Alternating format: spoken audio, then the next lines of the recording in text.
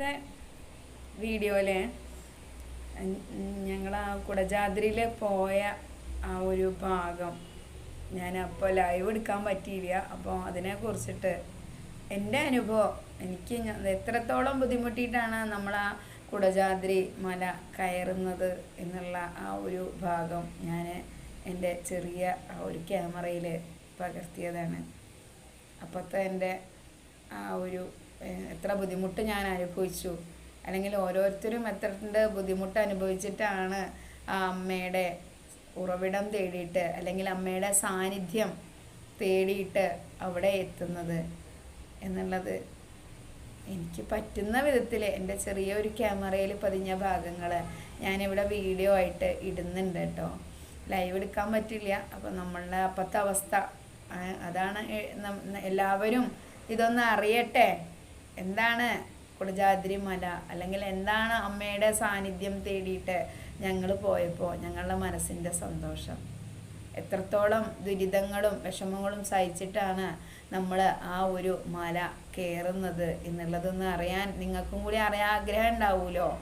അപ്പോൾ അത് നിങ്ങളിലും കൂടി ഒന്ന് എത്തിക്കണം എന്നുള്ള ഒരു മോഹം തോന്നിയതുകൊണ്ടാണ് ഞാൻ ഇങ്ങനെ ഒരു വീഡിയോ ബുദ്ധിമുട്ടിയിട്ടെടുത്തത്. ശരിക്കും പറയാച്ചാൽ അവിടെ അങ്ങനെ വീഡിയോ എടുക്കാൻ പറ്റില്ല. കാരണം നമ്മൾ ഒരു നിമിഷം നമ്മളുടെ കണ്ണ് അങ്ങോട്ടോ ഇങ്ങോട്ടോ പോയി കഴിഞ്ഞാൽ നമ്മൾ നേരെ താഴെ വന്ന് വീഴും. അത്ര അഗാധമായിട്ടുള്ള ഗർത്തങ്ങളാണ് 4 ഭാഗവും. ശരിക്കും പറയാച്ചാൽ 2 സ്ഥലവും ഗർത്തങ്ങൾ തന്നെയാണ്. അപ്പോൾ പക്ഷെ എന്താണെന്ന് വെച്ചാൽ നമുക്ക് പ്രകൃതിയെ ആസ്വദിക്കുന്ന ആൾക്കാരാണെങ്കിൽ ഒരുപാട് മഞ്ഞു മൂടിയ മലനിരകൾ കാണാനുണ്ട്. പിന്നെ മൃഗങ്ങളുണ്ട് എന്നൊക്കെ പറഞ്ഞു, നമ്മളതൊന്നും കണ്ടില്ല. പിന്നെ നമ്മളുടെ ഭാഗ്യം കൊണ്ട് ക്രൂര മൃഗങ്ങളൊന്നും നമ്മളെ അടുത്തേക്ക് വന്നിട്ടില്ല, അതൊരു ഭാഗ്യമല്ലേ. അപ്പോൾ എന്താണെന്ന് വെച്ചാൽ എൻ്റെ ഒരു അനുഭവം ഞാൻ ചെറുതായിട്ടൊരു വീഡിയോ എടുത്തതാണ്. അപ്പോൾ എല്ലാവരും ഒന്ന് കാണുക.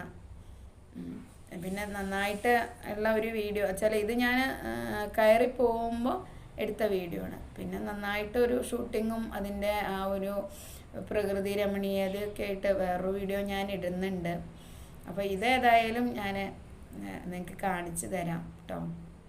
അപ്പോൾ എന്തായാലും വീഡിയോ കണ്ടോളൂ കേട്ടോ. ശരി.